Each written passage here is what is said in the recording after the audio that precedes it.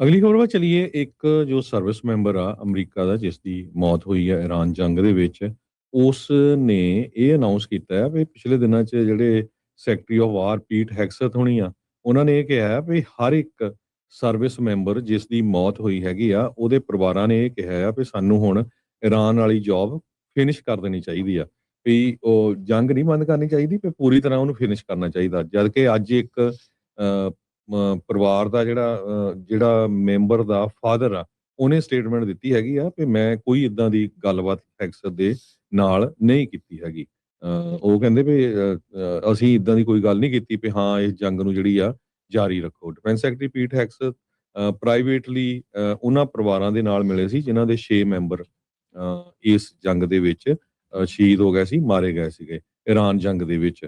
ਸੋ ਉਹਨਾਂ ਨੇ ਇਹ ਕਿਹਾ ਆ ਵੀ ਪੀਟ ਹੈਗਸਥ ਨੇ ਇਹ ਕਿਹਾ ਸੀ ਵੀ ਮੇਰੀਆਂ ਅੱਖਾਂ ਦੇ ਵਿੱਚ ਹੰਝੂ ਸੀ, ਉਹਨਾਂ ਪਰਿਵਾਰਾਂ ਦੇ ਵੀ ਹੰਝੂ ਸੀ, ਅਸੀਂ ਇੱਕ ਦੂਜੇ ਨੂੰ ਹੱਗ ਵੀ ਕੀਤਾ, ਤੇ ਉਹਨਾਂ ਨੇ ਇਹੀ ਕਿਹਾ ਵੀ ਫਿਨਿਸ਼ ਦਿਸ ਜੌਬ ਦੇ ਬਾਰੇ, ਤੇ ਅਸੀਂ ਆਨਰ ਕਰਦੇ ਹਾਂ ਉਹਨਾਂ ਦੇ ਸੈਕਰੀਫਾਈਸ ਨੂੰ।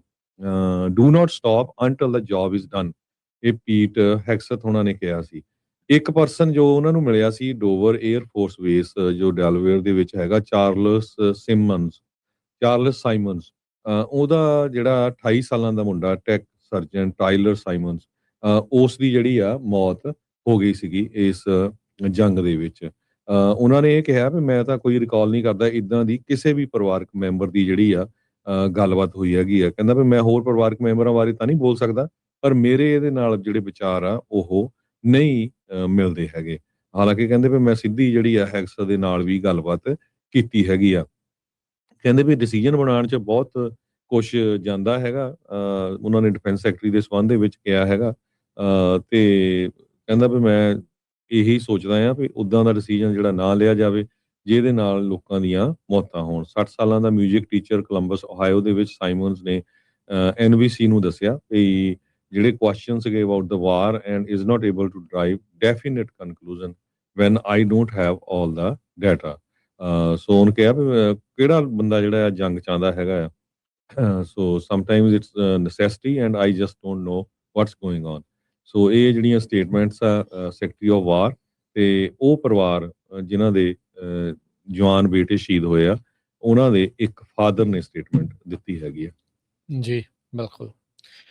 ਅਗਲੀ ਖਬਰ ਵੱਲ ਚਲੀਏ। ਇੱਕ ਜੋ ਸਰਵਿਸ ਮੈਂਬਰ ਆ ਅਮਰੀਕਾ ਦਾ, ਜਿਸ ਦੀ ਮੌਤ ਹੋਈ ਹੈ ਇਰਾਨ ਜੰਗ ਦੇ ਵਿੱਚ, ਉਸ ਨੇ ਇਹ ਅਨਾਉਂਸ ਕੀਤਾ ਹੈ ਵੀ ਪਿਛਲੇ ਦਿਨਾਂ 'ਚ ਜਿਹੜੇ ਸੈਕਟਰੀ ਆਫ ਵਾਰ ਪੀਟ ਹੈਗਸਥ ਹੋਣੀ ਆ, ਉਹਨਾਂ ਨੇ ਇਹ ਕਿਹਾ ਹੈ ਵੀ ਹਰ ਇੱਕ ਸਰਵਿਸ ਮੈਂਬਰ ਜਿਸ ਦੀ ਮੌਤ ਹੋਈ ਹੈਗੀ ਆ, ਉਹਦੇ ਪਰਿਵਾਰਾਂ ਨੇ ਇਹ ਕਿਹਾ ਆ ਵੀ ਸਾਨੂੰ ਹੁਣ ਇਰਾਨ ਵਾਲੀ ਜੌਬ ਫਿਨਿਸ਼ ਕਰ ਦੇਣੀ ਚਾਹੀਦੀ ਆ, ਵੀ ਉਹ ਜੰਗ ਨਹੀਂ ਬੰਦ ਕਰਨੀ ਚਾਹੀਦੀ, ਵੀ ਪੂਰੀ ਤਰ੍ਹਾਂ ਉਹਨੂੰ ਫਿਨਿਸ਼ ਕਰਨਾ ਚਾਹੀਦਾ। ਜਦ ਕਿ ਅੱਜ ਇੱਕ ਪਰਿਵਾਰ ਦਾ ਜਿਹੜਾ ਮੈਂਬਰ ਦਾ ਫਾਦਰ ਆ, ਉਹਨੇ ਸਟੇਟਮੈਂਟ ਦਿੱਤੀ ਹੈਗੀ ਆ ਵੀ ਮੈਂ ਕੋਈ ਇਦਾਂ ਦੀ ਗੱਲਬਾਤ ਹੈਗਸਥ ਦੇ ਨਾਲ ਨਹੀਂ ਕੀਤੀ ਹੈਗੀ।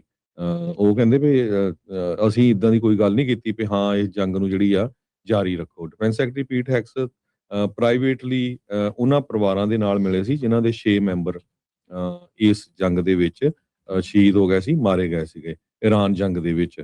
ਸੋ ਉਹਨਾਂ ਨੇ ਇਹ ਕਿਹਾ ਆ ਵੀ ਪੀਟ ਹੈਗਸਥ ਨੇ ਇਹ ਕਿਹਾ ਸੀ ਵੀ ਮੇਰੀਆਂ ਅੱਖਾਂ ਦੇ ਵਿੱਚ ਹੰਝੂ ਸੀ, ਉਹਨਾਂ ਪਰਿਵਾਰਾਂ ਦੇ ਵੀ ਹੰਝੂ ਸੀ, ਅਸੀਂ ਇੱਕ ਦੂਜੇ ਨੂੰ ਹੱਗ ਵੀ ਕੀਤਾ, ਤੇ ਉਹਨਾਂ ਨੇ ਇਹੀ ਕਿਹਾ ਵੀ ਫਿਨਿਸ਼ ਦਿਸ ਜੌਬ ਦੇ ਬਾਰੇ, ਤੇ ਅਸੀਂ ਆਨਰ ਕਰਦੇ ਹਾਂ ਉਹਨਾਂ ਦੇ ਸੈਕਰੀਫਾਈਸ ਨੂੰ। Do not stop until the job is done, ਇਹ ਪੀਟ ਹੈਗਸਥ ਉਹਨਾਂ ਨੇ ਕਿਹਾ ਸੀ।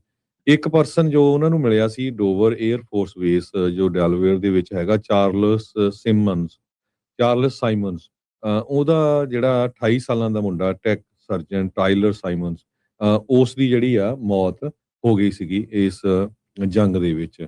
ਉਹਨਾਂ ਨੇ ਇਹ ਕਿਹਾ ਵੀ ਮੈਂ ਤਾਂ ਕੋਈ ਰਿਕਾਲ ਨਹੀਂ ਕਰਦਾ ਇਦਾਂ ਦੀ ਕਿਸੇ ਵੀ ਪਰਿਵਾਰਕ ਮੈਂਬਰ ਦੀ ਜਿਹੜੀ ਆ ਗੱਲਬਾਤ ਹੋਈ ਹੈਗੀ ਆ। ਕਹਿੰਦਾ ਵੀ ਮੈਂ ਹੋਰ ਪਰਿਵਾਰਕ ਮੈਂਬਰਾਂ ਬਾਰੇ ਤਾਂ ਨਹੀਂ ਬੋਲ ਸਕਦਾ, ਪਰ ਮੇਰੇ ਇਹਦੇ ਨਾਲ ਜਿਹੜੇ ਵਿਚਾਰ ਆ ਉਹ ਨਹੀਂ ਮਿਲਦੇ ਹੈਗੇ। ਹਾਲਾਂਕਿ ਕਹਿੰਦੇ ਵੀ ਮੈਂ ਸਿੱਧੀ ਜਿਹੜੀ ਆ ਹੈਗਸਥ ਦੇ ਨਾਲ ਵੀ ਗੱਲਬਾਤ ਕੀਤੀ ਹੈਗੀ ਆ।